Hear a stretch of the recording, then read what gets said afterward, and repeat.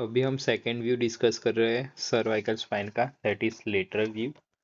Lateral view के अंदर जो पहली इमेज आपको अभी नज़र आ रही है वो नॉर्मल लेटरल व्यू है, और दूसरी जो इमेज आपको दिख रही है वो स्विमर्स व्यू है। अभी हम जो डिस्कस करने जा रहे हैं वो लेटरल व्यू है। स्विमर्स व्यू के बारे में हम उसके बाद डिस्कस करेंगे, ठीक है। अभी ये जो आपको इमेज सारी दिख रही है, ये सारे स्ट्रक्चर्स अभी लेबल किए हुए हैं। ये सारे स्ट्रक्चर्स हमको पढ़ने हैं लेटरल व्यू के अंदर। पोस्टीरियर आर्च है, पोस्टीरियर एंटीरियर आर्च आपको दिख रही है, स्पाइनस प्रोसेस दिख रही है, सॉफ्ट टिश्यू दिख रहे हैं, ये सारी चीज़ें, फेसेट जॉइंट, ये सारी चीज़ें हमको लेटरल व्यू के अंदर देखनी है। तो अभी हम स्टार्ट करते हैं हमारा लेटरल व्यू। सो लेटरल व्यू के अंदर हमें क्या करना है, अभी हम स्टार्ट करते हैं लेटरल व्यू पढ़ने का, ठीक है। तो लेटरल व्यू के अंदर सबसे पहली चीज़ जो हमें देखनी है, तो ये वाला जो पार्ट है, ये वाला सबसे पीछे ये वाला पार्ट है, ये स्पाइनस प्रोसेस है, ये स्पाइनस प्रोसेस है, ठीक है। ये सारी स्पाइनस प्रोसेसेस है। फिर से एक बार देख लेते हैं। ये वाला पार्ट यहाँ पे दिख रहा है, ये स्पाइनस प्रोसेस है। ये वाला स्पाइनस प्रोसेस, यहाँ पे ये स्पाइनस प्रोसेस, ये वाली यहाँ पे, और यहाँ पे, ये सारी स्पाइनस प्रोसेसेस है। ये इतना क्लियर हुआ।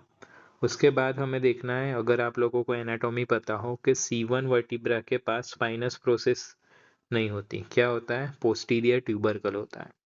तो यहाँ पे आप C1 वर्टिब्रा देख पा रहे हो, ये वाला C1 वर्टिब्रा है, और यहाँ से ये पीछे का जो आपको पार्ट दिख रहा है, ये पोस्टीरियर ट्यूबरकल है। तो ये चीज़ याद रखनी है कि C1 वर्टिब्रा के पास स्पाइनस प्रोसेस नहीं होती, उसके पास पोस्टीरियर ट्यूबरकल होता है, ठीक है। इतना क्लियर हुआ। अभी हम देखते हैं कि स्पाइनस प्रोसेस के पीछे क्या होता है। तो स्पाइनस प्रोसेस के एग्जैक्ट पीछे यहाँ पे C1 वर्टिब्रा है, उसके पास पर्टिकुलर जो स्ट्रक्चर है उसको हम पोस्टीरियर आर्च बोलेंगे, क्योंकि दो पोस्टीरियर आर्च मिलके एक पोस्टीरियर ट्यूबरकल बनाता था, आप लोगों को एनाटॉमी याद हो तो यहाँ पे हम जो देख पा रहे हैं, ये वाला पार्ट, ये जो है पोस्टीरियर आर्च है, वो C1 वर्टिब्रा में प्रेजेंट होती है, ठीक है। अभी C2 वर्टिब्रा, यहाँ पे हमें एक चीज़ याद रखनी है, ये सबसे इम्पोर्टेंट है, ध्यान रखना कि सबसे ब्रॉडेस्ट जो स्पाइनस प्रोसेस होती है वो C2 वर्टिब्रा के पास होती है। तो ये आप देख पा रहे हैं, सबसे ब्रॉडेस्ट स्पाइनस प्रोसेस है, तो वो C2 वर्टिब्रा है। यहाँ से हमें काउंटिंग पता चलेगी कि कौन सा वर्टिब्रा कौन से नंबर का है। तो C2 वर्टिब्रा यानी कि सबसे ब्रॉडेस्ट स्पाइनस प्रोसेस, ये उसकी कैरेक्टरिस्टिक है, ठीक है। दूसरा हमें क्या देखना है कि सबसे लॉन्गेस्ट स्पाइनस प्रोसेस, यहाँ पे आप देख पा रहे हो, ये वाली जो है सबसे लॉन्गेस्ट स्पाइनस प्रोसेस है। तो ये जो सबसे लॉन्गेस्ट स्पाइनस प्रोसेस है, ये हमारा C7 वर्टिब्रा है। ये हमारा C1 वर्टिब्रा, ये हमारा C2, ये वाला हमारा C3, ये C4, ये C5, ये C6, और ये वाला जो है वो C7 वर्टिब्रा है। तो ये हमारी लॉन्गेस्ट स्पाइनस प्रोसेस से हमें पता चलता है कि ये C7 वर्टिब्रा है, और ब्रॉडेस्ट स्पाइनस प्रोसेस हमारे C2 वर्टिब्रा के पास होती है। तो अभी हमने लेटरल व्यू में क्या देखा कि स्पाइनस प्रोसेस जो पोस्टीरियरली प्रेजेंट होती है, उसके जस्ट पहले जो C1 वर्टिब्रा है उसके पास स्पाइनस प्रोसेस नहीं होती, उसके पास पोस्टीरियर ट्यूबरकल होता है, और पोस्टीरियर ट्यूबरकल के जस्ट पीछे पोस्टीरियर आर्च होती है। और उसके बाद हमने देखा ब्रॉडेस्ट स्पाइनस प्रोसेस जो C2 के पास होती है, और लॉन्गेस्ट स्पाइनस प्रोसेस जो C7 के पास होती है। अभी यहाँ पे हमको देखना है फेसेट जॉइंट। तो सुपीरियर आर्टिकुलर और इंफीरियर आर्टिकुलर, अपर वर्टिब्रा की इंफीरियर आर्टिकुलर सरफेस और लोअर वर्टिब्रा की सुपीरियर आर्टिकुलर सरफेस, ये दोनों ज्वाइन होके जो ज्वाइंट बनाती है उसको हम बोलते हैं फेसेट जॉइंट। तो यहाँ पे आप ये वाली जो स्पेस देख पा रहे हो, ये वाली, हमारा जो है, ये वाला जो है वो स्पाइनस हमारा फेसेट जॉइंट है, ये वाला फेसेट जॉइंट है। यहाँ पे ये स्पेस आप देख पा रहे हो वो फेसेट जॉइंट है, यहाँ पे फेसेट जॉइंट, ये वाला फेसेट जॉइंट, ठीक है। तो सुपीरियर वर्टिब्रा की inferior articular surface, inferior vertebra की सुपीरियर आर्टिकुलर सरफेस, वो दोनों जहाँ पे ज्वाइन होती है उसको हम फेसेट ज्वाइंट देखते हैं। तो ये वाला फिर से देखते हैं, ये वाली स्पेस आप देख पा रहे हो, यहाँ पे ये वाली स्पेस, ये वाली स्पेस, ये सारे हमारे फेसेट ज्वाइंट है। और वो जो फेसेट ज्वाइंट के बीच में जो स्पेस है वो सारे वर्टिब्रा में इक्वल होनी चाहिए, और वो सजेस्ट करता है कि हमारा फेसेट ज्वाइंट नॉर्मल है। अगर उसमें स्पेस कम दिख रही है तो वो फेसेट ज्वाइंट डिसफंक्शन को डिनोट करता है। ठीक है, अभी हमें क्या देखना है कि जो नॉर्मल वर्टिब्रा का स्ट्रक्चर होता है, तो यहाँ पे लेटरल व्यू में हमें कैसा स्ट्रक्चर मिलेगा। तो सुपीरियर जो सरफेस हमको देखने को मिलेगी, सारे वर्टिब्रा की सुपीरियर सरफेस जो होती है वो फ्लैट मिलेगी, बट इंफीरियर जो हमारी सरफेस होती है वो हमको थोड़ी कॉनकेव शेप में मिलेगी, कर्व शेप में मिलेगी। ठीक है, तो इन्फीरियरली थोड़ा हमको कर्व शेप देखने को मिलेगा इन सर्वाइकल के सारे वर्टिब्रा में, सिवाय C7 को छोड़ के। C7 को छोड़ के सारे वर्टिब्रा, सुपीरियर सरफेस हमारी जो होगी, सुपीरियर पार्ट वो फ्लैट होगा, बट जो इन्फीरियर पार्ट है वो थोड़ा सा कॉनकेव कर्व शेप का होगा। सुपीरियर फ्लैट होगा, इन्फीरियर वाला कर्व शेप का होगा सारे वर्टिब्रा का, सिर्फ C7 को छोड़ के। C7 जो वर्टिब्रा है, C7 वर्टिब्रा ये, तो C7 वर्टिब्रा की दोनों सरफेस फ्लैट होगी, सुपीरियर भी और इंफीरियर भी। यहाँ पे हम आप लोग देख पा रहे हैं कि ये वाला जो लॉन्गेस्ट स्पाइनस प्रोसेस हमने देखा था उसकी सुपीरियर और इंफीरियर दोनों सरफेस फ्लैट होती है। ठीक है, इतना क्लियर हुआ। अभी जो ट्रांसवर्स प्रोसेस है ना वो हमको लेटरल व्यू में क्लियरली नहीं देखने को मिलती, क्योंकि वो लेटरल स्ट्रक्चर है और लेटरल स्ट्रक्चर हमारी और आ रहा है, तो वो वाला स्ट्रक्चर हमको लेटरल व्यू में क्लियरली नहीं देखने को मिलेगा। ट्रांसवर्स प्रोसेस यहाँ पे आप लोग देख पा रहे हो, ये वाला यहाँ पे स्ट्रक्चर है, यहाँ पे एक शैडो दिख रही है, यहाँ पे एक शैडो। वर्टिब्रा की बॉडी है, उसके अंदर ही एक हमें वाइटिक्स कलर का, डार्क वाइटिक्स कलर का एक स्ट्रक्चर ही शैडो देखने को मिलेगी। तो वो ट्रांसवर्स प्रोसेस है, वो हमारी और आ रही है, उस वजह से वो क्लियरली नहीं दिखेगी, बट उसका एक शैडो हमको लेटरल व्यू में देखने को मिलता है। ठीक है, ये लेटरल व्यू हमारा इतना क्लियर हुआ। अभी हमें आगे क्या देखना है लेटरल व्यू के अंदर, तो ये लाइंस याद रखनी है। ये लाइंस हमारा अलाइनमेंट दिखाता है। तो सबसे आगे जो वर्टिब्रा के आगे ग्रीन कलर की लाइन आपको दिख रही है, सबसे आगे जो ग्रीन वाली लाइन है वो हमारी एंटीरियर वर्टिब्रल लाइन है, वर्टिब्रा के आगे प्रेजेंट होती, तो वो एंटीरियर वर्टिब्रल लाइन है। फिर से एक बार देखते हैं, ये वाली जो लाइन है वो एंटीरियर वर्टिब्रल लाइन है। उसके पीछे आपको जो दिख रही है येलो कलर की लाइन दिख रही है, ये पोस्टीरियर वर्टिब्रल लाइन है। इसका नाम कैसे है, जो वर्टिब्रा की आगे जो लाइन ड्रॉ कर रहे हैं उसको एंटीरियर वर्टिब्रल लाइन बोलेंगे, वर्टिब्रा की बॉडी के पीछे जो हम लाइन ड्रॉ कर रहे हैं उसे हम पोस्टीरियर वर्टिब्रल लाइन बोलेंगे। अभी जो फेसेट जॉइंट है उसके बाद में जो हमारी स्पाइन लाइन जा रही है उसको हम स्पाइनो लेमिनर लाइन बोलेंगे, क्योंकि जो लेमिना होता है, लेमिना और स्पाइनस प्रोसेस वो दोनों के बीच में से जो लाइन जा रही है वो हम उसको बोलेंगे स्पाइनो लेमिनर लाइन। तो ये वाली जो लाइन हमको सॉरी ये वाली जो लाइन देख रहे हो वो स्पाइनो लेमिनर लाइन है, और पोस्टीरियरली हमको जो दिख रही है वो है हमारी पोस्टीरियर स्पाइनल लाइन, और दी स्पाइनस प्रोसेस लाइन भी बोलते हैं उसको।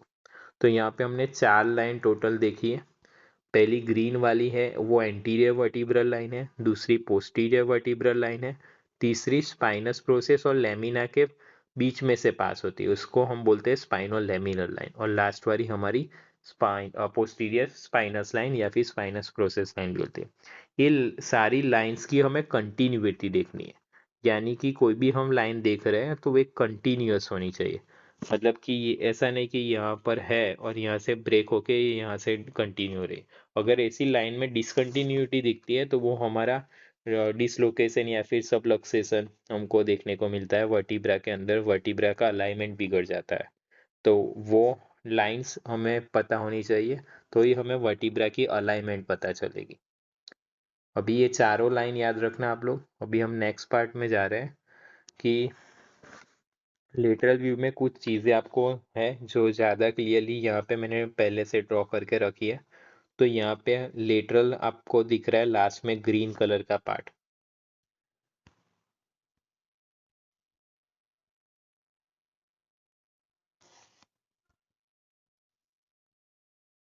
ये वाला जो ग्रीन कलर का पार्ट आप देख रहे हो वो स्पाइनस प्रोसेस है, और स्पाइनस प्रोसेस के जस्ट पीछे येलो कलर का पार्ट ऊपर के वर्टिब्रा में ड्रॉ किया हुआ है ये वाला, तो ये लेमिना है, ठीक है।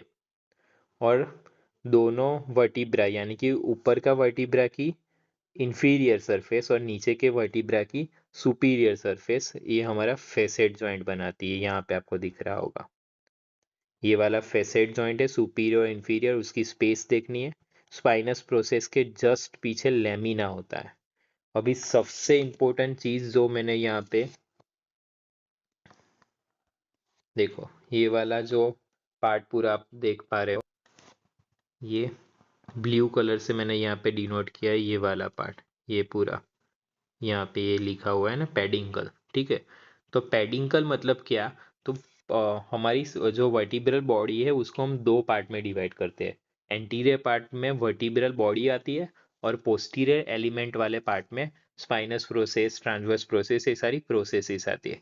तो anterior part of the vertebra को posterior part of the vertebra से जो कनेक्ट करता है वो हमारा होता है पेडेंकल। तो जो भी हमारा हेड एंड नेक का जो भी हमारा वेट है, हेड का जो भी हमारे स्कल का वेट है, हेड का वेट है, वो सारा वेट और जो भी फोर्सेस आ रहे हैं वो सारे ट्रांसमिट होते हैं हमारी वर्टिब्रल बॉडी से। और हमारा 80% वर्टिब्रल बॉडी से फोर्स ट्रांसमिट होगा, बट 20% फोर्सेस वो पेडंकल से पोस्टीरियर एलिमेंट में ट्रांसमिट हो जाएंगे। तो ये है पेडिंकल, वो फोर्स ट्रांसमिशन का काम करता है between the anterior part of the vertebral body to the posterior elements, ठीक है। तो यहाँ पे हमें क्या क्या देखा, एक तो लाइंस यहाँ पे ड्रॉ की है फिर से, anterior vertebral line, posterior vertebral line, spinolaminar line, posterior spinal line. फिर हमने देखा कि लेटरल मासिस से हमारा लेटरल मासिस के बीच में जो स्पेस देखने को मिलती है वो हमारा फेसेट जॉइंट है। फेसेट जॉइंट के जस्ट या आगे या फिर स्पाइनस प्रोसेस के जस्ट पीछे जो पार्ट देखने को मिल रहा है उसको लेमिना बोलेंगे। पेडिंकल वो एक स्ट्रक्चर होता है जो anterior part of the vertebral body को posterior part of vertebral body से कनेक्ट करता है और वो फोर्स ट्रांसमिशन का काम करता है। इतना क्लियर हुआ, ये सारा हमारा लेटरल व्यू है। अभी लेटरल व्यू के अंदर और एक चीज याद रखनी है, वो क्या है कि यहाँ पे आपको दिख रहा होगा ये वाली इमेज में, तो यहाँ पे सॉफ्ट टिश्यू देखनी है हमको। तो सॉफ्ट टिश्यू की शैडो देखना यहाँ पे ज़्यादा इम्पोर्टेंट रहेगा आप लोगों को। तो यहाँ पे क्या है कि जो सॉफ्ट टिश्यू है यहाँ पे ये वाला एक याद रखना है कि जो C2 वर्टिब्रा ब्रॉडेस्ट स्पाइनस होती है ना, वो वर्टिब्रा का शेप जो हमको देखने को मिलता है वो कॉनिकल शेप होता है, मतलब उसका शेप इस तरह से कुछ होगा। बाकी के वर्टिब्रा है वो हमारे इस शेप में देखने को मिलेंगे, ऊपर की सरफेस फ्लैट और नीचे की हमको कॉनकेव दिखेगी, कॉव शेप दिखेगा। और C7 वर्टिब्रा है उसका हमें ऊपर की सरफेस भी फ्लैट मिलेगी और नीचे की भी फ्लैट मिलेगी, और C2 थोड़ा कॉनिकल शेप होगा। तो ये थोड़े डिफरेंस का कैरेक्टरिस्टिक है different vertebra of cervical spine में। अभी हमें सॉफ्ट टिश्यू देखना है। तो आगे हमने देखा था एक्सरे की सीरीज के अंदर कि जो हमारा वाइट पार्ट होता है, जो वाइट स्ट्रक्चर है, सारा वाइट दिख रहा है, ये वाला वाइट, ये वाला वाइट स्ट्रक्चर, तो जो भी वाइट स्ट्रक्चर है वो हमारे बॉन्ड्स होते हैं, ठीक है। ग्रे स्ट्रक्चर जहाँ पे देखने को मिलता है वो हमारी सॉफ्ट टिश्यू होती है, और डार्क स्ट्रक्चर हमको जहाँ पे देखने को मिलता है वो हमारी ट्रैकिया होती है, या फिर वो हमारी एयर प्रेजेंट होती है। तो हमने आगे जो पार्ट पढ़ा था या एंटीरियर व्यू के अंदर, जिसमें हमने बताया था कि जो स्पाइनस प्रोसेस है उसके बीच में जो हमको शैडो दिख रही है वो ट्रैकिया होती है। तो जो भी डार्क कलर होता है वहाँ पे एयर प्रेजेंट होती है, और जो ग्रे कलर होता है वहाँ पे सॉफ्ट टिश्यू दिखती है। तो यहाँ पे आपको एक ग्रे कलर का स्ट्रक्चर दिख रहा होगा, ड्रॉ कर रहा हूँ, आप एक बार देखना, ये वाला यहाँ पे ग्रे कलर का स्ट्रक्चर है, ये वाला पूरा। और यहाँ पे नीचे भी एक ग्रे कलर का स्ट्रक्चर है, ये वाला। तो एक ग्रे कलर का स्ट्रक्चर क्या होता है, तो ये हमारी सॉफ्ट टिश्यू है जो वर्टिब्रा के आगे प्रेजेंट होती है। उसको दो पार्ट में हमें देखना है। ऊपर वाली जो ग्रे कलर का पार्ट है ये वाला पूरा, यहाँ से लेके ये वाला इतना, फिर से एक बार ड्रॉ करता हूँ, यहाँ से लेके ये पूरा ग्रे स्ट्रक्चर हमको दिख रहा है, तो ये वाला हमारा है एंडोफेरेंजियल सॉफ्ट टिश्यू, राइट, जो ऊपर हमको ग्रे कलर का दिख रहा है। ये हमें नीचे जो ग्रे कलर की शैडो दिख रही है, वो नीचे जो होता है एंडोट्रेकियल शैडो होती है। तो ये हमारी सॉफ्ट टिश्यूज है जो हमें लेटरल व्यू के अंदर देखने को मिलेगी।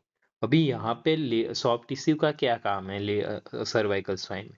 तो ये जो विथ होती है वर्टिब्रा की विथ, मतलब सॉरी सॉफ्ट टिश्यू की विथ, मतलब कि एक सॉफ्ट टिश्यू यहाँ पे ऐसी दिखी तो उसकी ये विथ हुई हमारी। तो विथ हमें पता होनी चाहिए, वो नॉर्मल विथ से ज़्यादा अगर हमको देखने को मिलता है तो उसका मतलब कि सॉफ्ट टिश्यू का इन्फ्लामेशन हुआ है, और वो सजेस्ट करता है कि कोई रेस्पिरेटरी ट्रैक इन्फेक्शन या फिर थ्रॉट इन्फेक्शन हो सकता है पेशेंट को। तो इन्फ्लामेटरी कंडीशंस के अंदर या फिर इन्फेक्शन अगर हुआ होगा पेशेंट को, तो वो सॉफ्ट टिश्यू की जो विथ होती है वो इंक्रीज मिलेगी। फिर दूसरी एक चीज़ हमें देखनी है कि जो लाइंस होती है स्पाइन, वो सारी 4 लाइन हमने पढ़ी थी, वो एक स्ट्रेट नहीं होनी चाहिए। यहाँ पे सर्वाइकल स्पाइन पढ़ रहे हैं तो सर्वाइकल स्पाइन का आपको पता होना चाहिए कि जो हमारे सेकेंडरी कर्वेचर होते हैं उसकी जो हमें अलाइनमेंट देखने को मिलती है वो हमको लोडोटिक में देखने को मिलती है, यानी कि कुछ इस तरह की लाइन हमको देखने को मिलेगी। अगर स्ट्रेट दिख रही है तो वो एबनॉर्मल है, अगर इस तरह से दिख रही है तो वो लोडोटिक स्पाइन को सजेस्ट करती है, लोडोटिक लाइन होती है वो। तो ये एक चीज़ यहाँ पे याद रखनी है।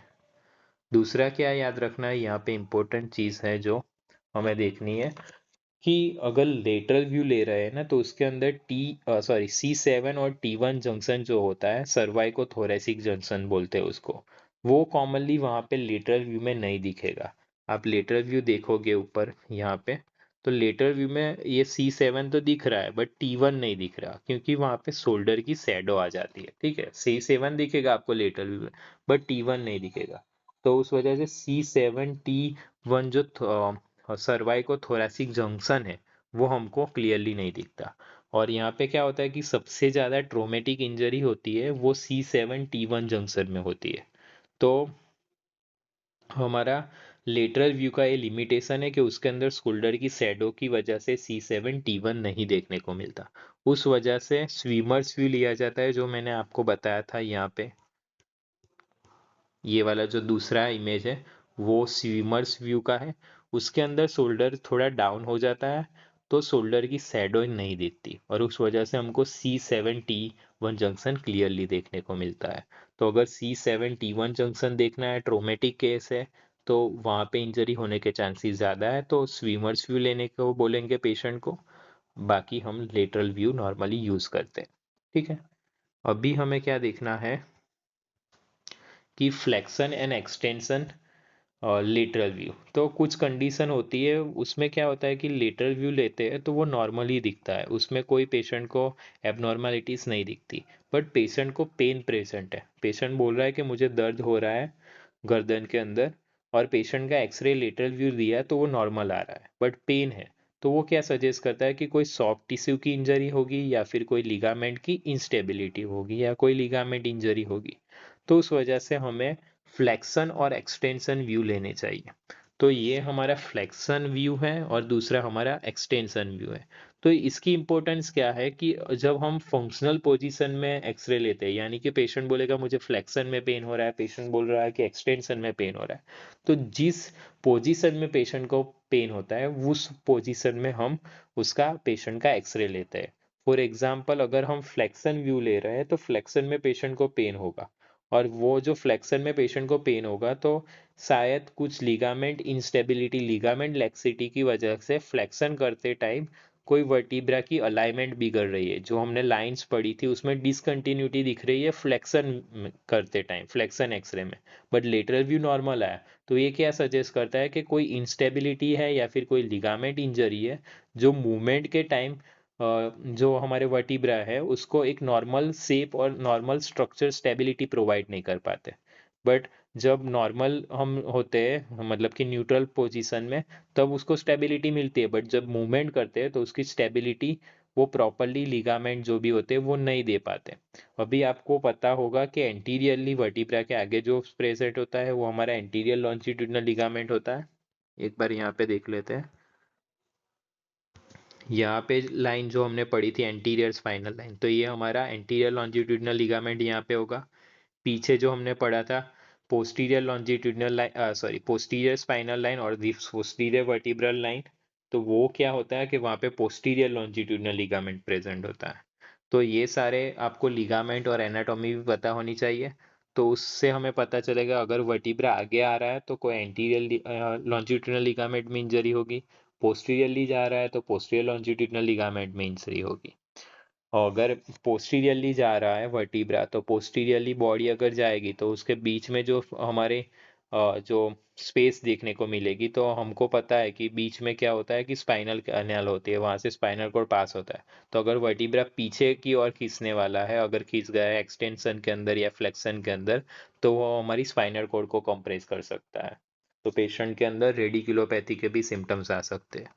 और एक चीज़ यहाँ पे देखनी है लेटरल व्यू के अंदर, तो ये जो हमें दिख रहा है यहाँ पे राउंड राउंड पार्ट हमको दिख रहा है, वो इंटरवर्टिब्रल फोरामेन है। दो वर्टिब्रा के बीच में यहाँ पे ये जो स्पेस आप देख पा रहे हैं, एक्सटेंशन के अंदर वो स्पेस रिड्यूस हो जाएगी, बट आप फ्लेक्शन व्यू के अंदर ये स्पेस क्लियरली देख पा रहे हो। तो ये जो स्पेस आपने अभी फ्लेक्शन व्यू के अंदर देखी, वो इंटरवर्टिब्रल फोरामेन, वहाँ से हमारी नर्व रूट पास होती है। तो अगर ये फोरामेन की स्पेस भी अगर रिड्यूस हो रही है तो वो सजेस्ट करती है कि ये वाले नंबर वाले वर्टिब्रा की ये वाली सर्वाइकल नर्व कंप्रेस हो रही है। ठीक है, तो ये वाला पूरा हमने कवर किया यहाँ पे लेटरल व्यू। उसमें हमने नॉर्मल लेटरल व्यू पढ़ा, उसकी लाइंस पढ़ी, उसके बाद हमने स्विमर्स व्यू और लेटरल व्यूज का डिफरेंस देखा, उसके बाद हमने फ्लेक्शन एंड एक्सटेंशन व्यू देखा। If you want to learn more about these, join our online X-ray series course and comment below.